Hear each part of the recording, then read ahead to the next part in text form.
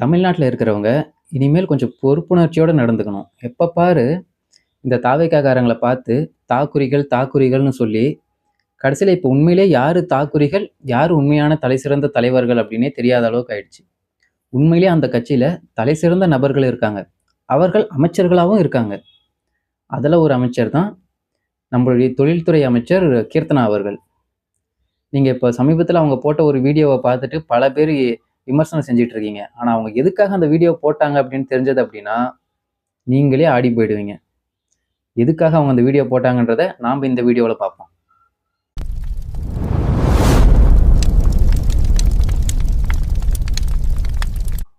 ஒரு மாநிலத்துடைய மக்களுடைய வாழ்வாதாரம் அப்படின்றது, அந்த மாநிலத்துடைய பொருளாதாரத்த பொறுத்து தான் அமையுது. பொருளாதாரம் உயர உயர மாநிலத்தில இருக்கக்கூடிய மக்களுடைய வாழ்வாதாரமும் உயரும். இப்ப இந்த பொருளாதாரம் எத அடிப்படையா கொண்டு இருக்கு அப்படின்னு பார்த்தீங்கன்னா, அந்த மாநிலத்தில இருக்கக்கூடிய உற்பத்திய பொறுத்து தான் இருக்கு. புரொடக்ஷன் இல்ல அப்படின்னா, உங்களுக்கு வந்து அது வருமானம், லாபம் அப்படின்றதும் வந்து அங்க இருக்காது. அப்போ நீங்க இந்த உற்பத்திய அதிகப்படுத்தணும். அதுக்கு என்ன பண்ணுவாங்க அப்படின்னா, இன்வெஸ்ட்மென்ட்ஸ் அதிகமா பண்ணணும். முதலீடு இருந்தா தான் உற்பத்தி அதிகமாகும். சரிங்களா? ஏன்னா, அங்க அந்த உற்பத்தி பண்றதுக்கு தேவையான ரா மெட்டீரியல்ஸ் கொண்டு வரணும், வேலையாட்கள கொண்டு வரணும், அவங்களுக்கு சம்பளம் குடுக்கணும். இந்த மாரி நெறைய இருக்கு இல்லையா?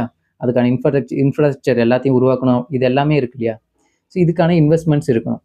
இப்போ ஒரு மாநிலத்தில ஒரு 7, 8 கோடி பேர் இருக்காங்க அப்படின்னா, இவங்க எல்லாருக்கும் தேவையான வாழ்வாதாரத்துக்கு, இந்த மாநிலத்துடைய பொருளாதாரத்துக்கு போதுமான இன்வெஸ்ட்மென்ட்ஸ அந்த கவர்மெண்ட்டே செய்ய முடியுமா அப்படின்னா, முடியாது.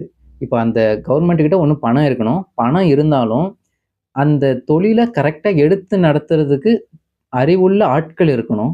அந்த ஆட்கள கண்டுபிடிக்கிறதுக்கு தேவையான ஆட்கள் இருக்கணும். ஸோ இது எல்லாமே வந்து ரொம்ப காம்ப்ளக்ஸ் ப்ராசஸ். நெறைய டைம் வந்து இந்த கவர்மெண்ட் ஸ்ட்ரக்சர்ஸ் வந்து ஃபெயில் ஆகுறதுக்கு இதுவும் ஒரு காரணம். ஸோ அதனால என்ன பண்ணுவாங்க அப்டின்னா, தனியார் முதலாளிகள் இல்ல ஆல்ரெடி வந்து பெரிய கம்பெனிகள்லாம் வச்சு உலகம் முழுக்க ரன் பண்ணிட்டு இருக்கக்கூடிய கம்பெனிகள்லாம் இருப்பாங்க இல்லையா? அவங்களலாம் கூப்ட்டு, நீங்க வந்து எங்க க மாநிலத்துக்குள்ள ஒரு பிரான்ச் ஒண்ணு ஓப்பன் பண்ணுங்க. இன்வெஸ்ட்மென்ட் பண்ணுங்க அப்டின்ற மாரிலாம் கூப்பிடுவாங்க. இது ஜஸ்ட் லைக் தட் அப்படி போயிட்டு நீங்க ஒரு முதலமைச்சர் நெனைச்சா கூப்பிட்ற முடியுமான்னா, அப்படி கிடையாது. அந் மு ஒரு ஆட்சி அமைஞ்சதுக்கு பிறகு, தொழில்துறை அமைச்சர் அப்படின்னு ஒரு இருப்பாங்க இல்லையா? இவங்க என்ன பண்ணுவாங்க அப்படின்னா, ஒரு இன்வெஸ்டிகேஷன் பண்ணுவாங்க. தமிழ்நாட்டுல எங்கெங்கெல்லாம் வளர்ச்சி இருக்கு? எந்தெந்த மாவட்டங்கள்லாம் வளர்ந்திருக்கு? எந்தெந்த தொழில்கள்லாம் வளர்ந்திருக்கு? எங்க நம்ம இன்வெஸ்ட்மென்ட்ஸ் அதிகப்படுத்தணும்?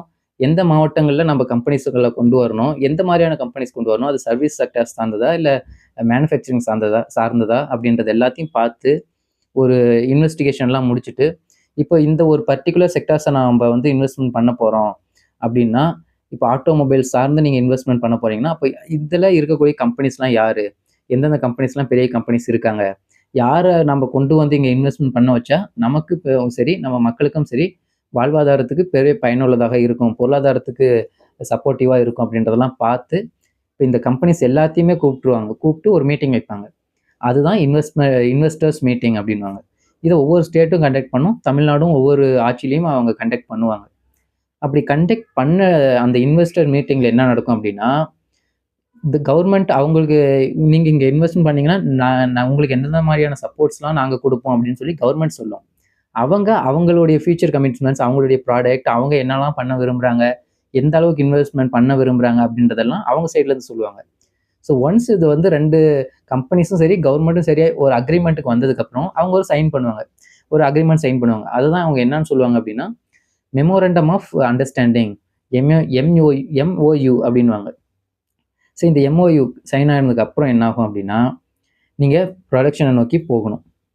இப்ப இந்த எம்ஓயுல என்ன இருக்கும் அப்படின்னு பார்த்தீங்கன்னா, இப்போ ஒரு கம்பெனி வருது. ஒரு பெரும் முதலாளி இருக்காங்க. அவங்க வந்து ஒரு 20,000 கோடி, 30,000 கோடி அவங்க இன்வெஸ்ட்மென்ட் பண்ணணும் அப்படின்னு விரும்புறாங்க அப்படின்னா, இதில சைன் பண்ணிடுவாங்க. நாங்க வந்து ஒரு 30,000 கோடி இன்வெஸ்ட்மென்ட் பண்ணோம் அப்படின்றத விரும்புவாங்க.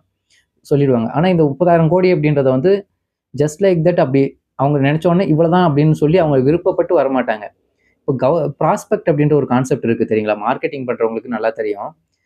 புரியாதவங்களுக்கு புரியிற மாரி சொல்லணும் அப்படின்னா, நீங்க ஒரு கடைக்கு போறீங்க. மார்க்கெட்டுக்கு போறீங்கன்னு வச்சுக்கோங்க. ஒரு பொருள் வாங்குறதுக்காக மார்க்கெட் போறீங்க. போற இடத்துல, போற வழியில ஒரு புதுசா ஒரு சூப்பர் மார்க்கெட் ஒண்ணு ஓப்பன் பண்ணியிருக்கிறத பார்க்குறீங்க. நீங்க உள்ள போய் என்ன பொருள் இருக்குன்னு பார்க்கலாம் அப்படின்னு சொல்லிட்டு உள்ள போறீங்க இல்லையா? அப்போ உங்கள என்னான்னு சொல்லுவாங்கன்னா, ப்ராஸ்பெக்ட் அப்படின்னுவாங்க. நீங்க போயிட்டு அந்த பொருள வாங்கிட்டீங்க அப்படின்னா, நீங்க கஸ்டமர். உள்ள போகும்போது ப்ராஸ்பெக்ட், வாங்குனதுக்கு அப்புறம் கஸ்டமர். அதே இப்போ இதுல உங்கள கஸ்டமரா மாத்துறதுக்கு அங்க உள்ள ஆட்கள் இருப்பாங்க. இன்னும் உங்களுக்கு தெளிவா இப்ப சொல்லணும் அப்டின்னா, ஆ ஜுவல்லரிஸ் ஷாப்ஸ்லாம் நம்ம பார்த்துருப்போம் இல்லையா? நகைக்கடைகள். அதுக்குள்ள நீங்க போகும்பொழுது, முன்னாடியே 2 பேர் இருப்பாங்க. உள்ள வரவேற்பாங்க. உங்கள கூப்ட்டு போய் ஒரு இடத்துல ஒருத்தர் உட்கார வைப்பாரு. இன்னொருத்தர் வந்து ஜூஸ் கொண்டாந்து குடுப்பாங்க. முன்னாடி இருக்கிறவங்க பல நகைகள் உங்களுக்கு தேவையான எல்லாத்தையும் கேட்டு, அதுக்கு ஏத்த மாரி எல்லா டிசைன்ஸையும் எடுத்து முன்னாடி வைப்பாங்க. அதாவது அந்த கம்பெனி அந்த ஷாப்போடைய ஓனருக்கு வந்து குடுக்குற மரியாதைய விட அதிகமா ஒரு பெரும் மரியாதைய உங்களுக்கு குடுத்து, உங்கள அப்படி கவனிப்பாங்க. பார்த்து எப்படியாவது உங்கள வந்து நீங்க வந்து ஒரு 10,000 15,000க்கு ஒரு பொருள் வாங்கலாம்னு போயிருந்தா கூட, ஜாஸ்தியா உங்களால எவ்வளோ வாங்க வைக்க முடியுமோ, அதுக்கான முயற்சிகள்லாம் கூடயே இருந்து அப்படியே பண்ணுவாங்க. நீங்களே வந்து கடைய விட்டு வெளில வந்ததுக்கப்புறம் தான், நாம நெனச்சத விட அதிகமா செலவு பண்ணிட்டோமோ அப்படின்றது தோணும். அந்த மாதிரி எல்லாம் பண்ணுவாங்க இல்லையா? இதுதான் ப்ராஸ்பெக்டிங். அதாவது ப்ராஸ்பெக்ட் பண்ணிட்டாங்க. ப்ராஸ்பெக்ட்ன்னு உங்களுக்கு தெரிஞ்சிருச்சு. உங்கள வந்து கஸ்டமரா ஆக்குறதுக்கு உங்களுக்கு பொருள வந்து வித்து உங்களுக்கு கன்ஃபார்மா கஸ்டமர் ஆகிட்டாங்க. நீங்க வாங்கணும்ன்ற இன்ட்ரெஸ்ட்ல கூட போயிருக்க மாட்டீங்க. சும்மா பார்க்கலாம் அப்படின்னு தான் போயிருப்பீங்க.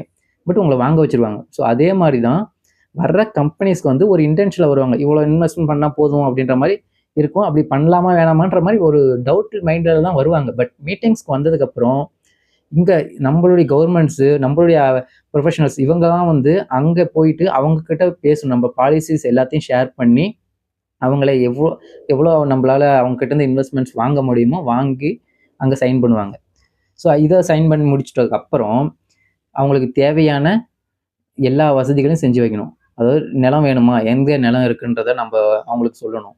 அதே மாரி மின்சாரம், வாட்டர் வ வ அ எங்க எங்க இருக்கு? அவங்களுக்கு வந்து இந்த நீர் வசதி எல்லாமே பண்ணி குடுக்கணும். இன்ஃப்ராஸ்ட்ரக்சர், ரோட் வசதி இது எல்லாமே வந்து அவங்களுக்கு வந்து பண்றது மூலியமா, அவங்க வந்து ரொம்ப சாட்டிஸ்ஃபை ஆயிட்டு, இன்னும் அதிகமா கூட இன்வெஸ்ட்மென்ட் பண்ண ஆரம்பிப்பாங்க. ஸோ இப்படி தான் வந்து இன்வெஸ்ட்மென்ட்ஸ வந்து ஒரு மாநிலத்துக்குள்ள பண்றது கொஞ்சம் கொஞ்சமா பண்ணுவாங்க. இப்போ ஒரு 20,000 கோடி நான் இன்வெஸ்ட்மென்ட் பண்ண போறேன் அப்படின்னு ஒரு கம்பெனி வந்துருச்சு அப்படின்னா, எம்ஓயு அவங்க குடுத்துட்டாங்க அப்படின்னா, எக்ஸாக்ட்டா அதே மாரி நடக்குமா அப்படின்னா, டவுட் தான். ஏன்னா சில நேரங்கள்ல வந்து அவங்களுடைய கம்பெனிஸ்ல ஏதாவது டவுன்ஃபால் ஆகுற மாரி இருந்தாலும் அவங்க போயிடுவாங்க. இல்ல பேண்டமிக் சிச்சுவேஷன், ஏதாவது வார் சிச்சுவேஷன் இந்த மாரி இருந்தாலும் அது கேன்சல் ஆயிடும்.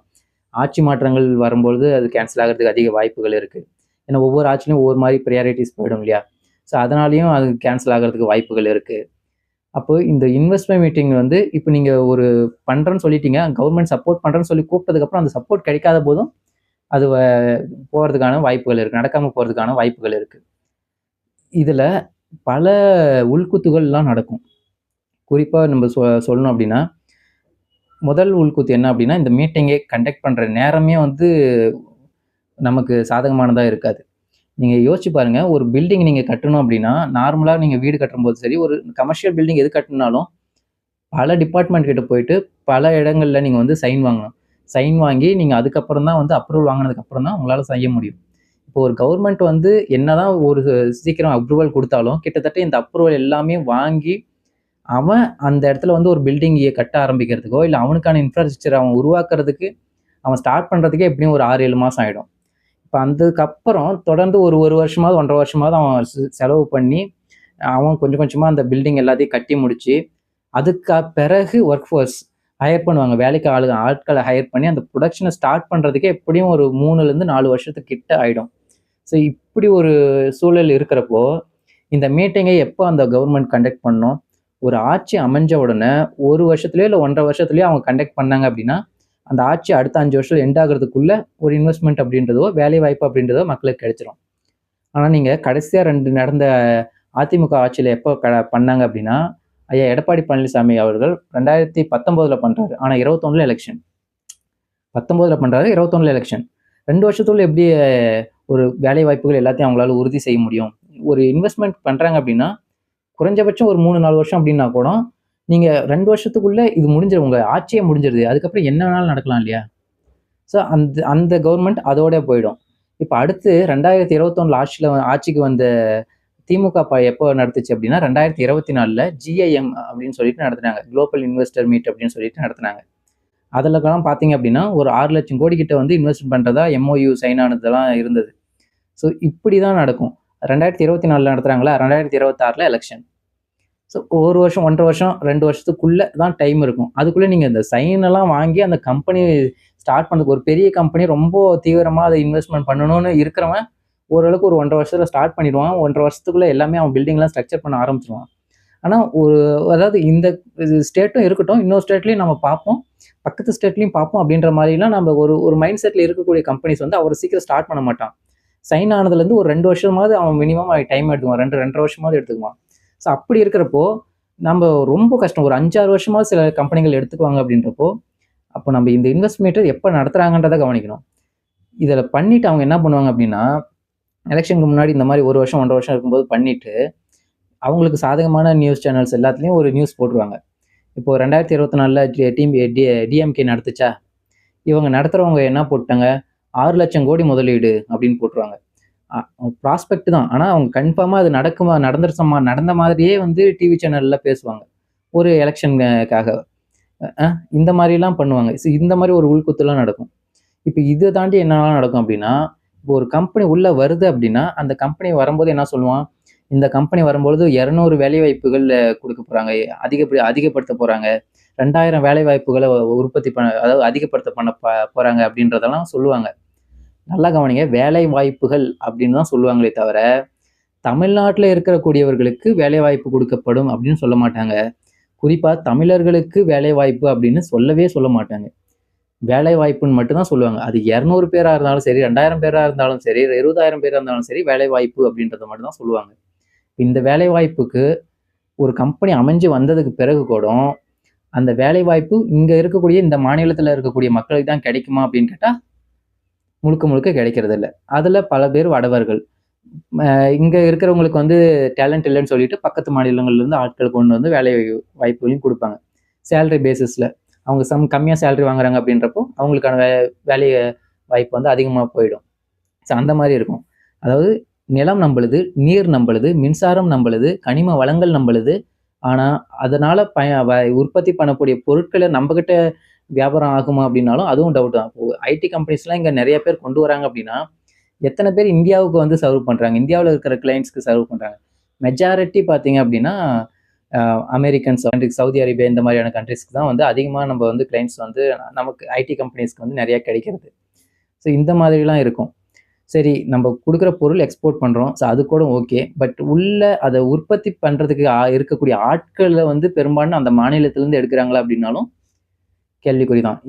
எந்த மாநிலத்திலருந்து கம்மியான ஆட்கள் கிடைப்பாங்க. குறிப்பா இதுவும் மேனுஃபேக்சரிங் செக்டார்ஸ்லாம் பார்த்தீங்கன்னா, மெஜாரிட்டி வடவர்கள் தான் வருவாங்க. ஸோ இதுதான் வந்து இங்க இருக்கக்கூடிய இன்னொரு பிரச்சனை. இவ்வளவு பிரச்சனைகள் இருந்தும், இதை எல்லாத்தையும் சரிபார்த்து, சரியாக புரிஞ்சுகிட்டு, மக்களுக்கு இதுதான் வேணும்னு சொல்லி கொண்டு வந்து, அத சரியா மக்களுக்கு கொண்டு போய் சேர்க்கிறது யாருடைய வேலை? ஒரு அரசு அமைஞ்சதுக்கப்புறம் அங்க தொழில்துறை அமைச்சர்ன்னு இருப்பாங்க இல்லையா? அவங்க தான் இதுக்கு முழுக்க முழுக்க பொறுப்பு. ஆனா, இங்க கீர்த்தனா அவர்கள் ஒரு வீடியோ போட்டாங்கன்னு சொன்னேன்ல, அதுக்கான காரணம் என்ன தெரியுங்களா? இவ்வளவும் பண்ணணும் அப்டின்னா, அந்த இன்வெஸ்டர் மீட்டிங் நடக்கணும். இன்வெஸ்ட் மீட்டிங் பண்ணா இவங்களும் போய் கலந்துக்கணும். அவங்க கேள்வி கேட்பாங்க. அந்த கேள்விக்கு நாம பதில் சொல்லணும். புரியுதுங்களா? அப்போ இவ்வளோ பிரச்சனைகள் இருக்குல்ல. இதெல்லாம் எதுக்கு? இதெல்லாம் எதுக்கு? தேவையே இல்லையே! இப்போ உள்ள ஆட்சியில இருக்கிறது வந்து திமுகவோ, அதிமுகவானா கூட பரவால்ல. இருக்கிறது விஜய் அவர்களாச்சே. அவர் தான் வந்து மிகப்பெரிய உச்சத்திலிருந்து வந்தவராச்சே. எவ்வளோ பெரிய உச்சம்?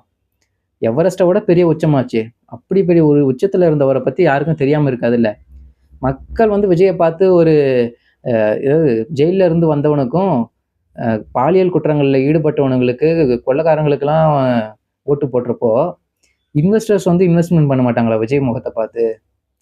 அதனால அவங்க என்ன நெனச்சுட்டாங்க அப்டின்னா, இவ்ளோ கஷ்டப்பட்டு நம்ம மீட்டிங்லாம் போட வேண்டிய தேவைலாம் இல்ல. ஒரு வீடியோ நம்ம போட்டாலே போதும், வந்துருவாங்க அப்டின்றது தான் காரணம். அப்டிதான் நானும் நம்புறேன். நீங்களும் நம்பணும். வேற வழி இல்ல. ஏன்னா ஓட்டு போட்டாச்சுல்ல. நம்பி தான் ஆகணும். இவ்வளவும் இருக்கு. இவங்க வந்து இத இதுவே புதுசா மீட்டிங் போட்டுலாம் பண்ணணும்னு கூட யாரும் கேட்கல. ஆனா குறைஞ்சபட்சம் இதுக்கு முன்னாடியே வந்து சைன் ஆச்சுல எம்ஓயூஸ். அதுல எவ்வளோ இன்வெஸ்ட்மென்ட் ஆயிருக்கு.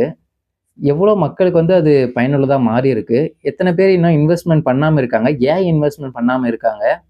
இப்போ ஹியூண்டாய் நிறுவனமா இருக்கட்டும், டாடா எலக்ட்ரானிக்ஸா இருக்கட்டும், டாடா பவரா இருக்கட்டும், அதானி குரூப்பா இருக்கட்டும். அதானி குரூப் கண்டிப்பா பண்ணியிருப்பாங்க. ஏன்னா, அவங்களுக்கு வந்து இந்த ஆட்சி ஒரு சாதகமான ஆட்சியா தான் இருக்கும் அப்படின்னு நெனைக்கிறேன். இப்போ ஹியூண்டாய்லாம் இருக்கு. ஹியூண்டாய் மோட்டார்ஸ் அப்படின்லாம் இவங்கலாம் இன்வெஸ்ட்மென்ட் பண்ணாங்களா இல்லையா? பண்ணலனா ஏன் பண்ணல? எது அவங்கள தடுத்து நிறுத்தியிருக்கு? இப்போ இவங்க வந்து புதுசா இன்வெஸ்டர்ஸ கூப்பிடுறாங்கல்ல. ஏற்கனவே போனவன் 2024ல சைன் பண்ண அந்த எம்ஓயூஸ வச்சுட்டு அவங்கள கான்டாக்ட் பண்ணி அவங்களுடைய பிரச்சனைகளை தீர்த்து அவங்களுடைய இன்வெஸ்ட்மென்ட்ஸ் இங்க இன்கிரீஸ் பண்ணாலே அந்த 6,00,000 கோடி அவங்க சொன்னாங்க. அதுல ஒரு 5,00,000 கோடி, ஒரு 4,00,000 கோடியாவது வரட்டுமே இன்வெஸ்ட்மென்ட். அப்பதான் கூட பண்ணலாமே. ஆனா இதெல்லாம் அவங்க பண்ணணும் அப்படின்னா, முதல்ல அவங்களுக்கு தெரியும் இப்படி எப்படி பண்ணணும் அப்படின்றது. ஒரு வேலைய வந்து ஒருத்தவங்ககிட்ட குடுக்கணும் அப்படின்னா, உண்மையிலேயே அந்த வேலைய தெரிஞ்சவங்க கிட்ட குடுக்கணும்.